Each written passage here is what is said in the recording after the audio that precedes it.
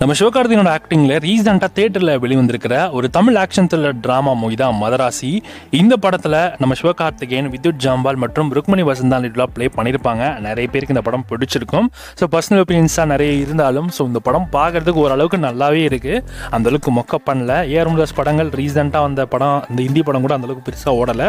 But ஆனால் இந்த படம் நல்லாவே போயிருக்கு. பட் ஒரு சில ஹேட்டர்ஸ்னால இந்த படம் அந்தளவுக்கு பெருசாக ஓடலன்ற மாதிரியும் டாக் இருக்குது.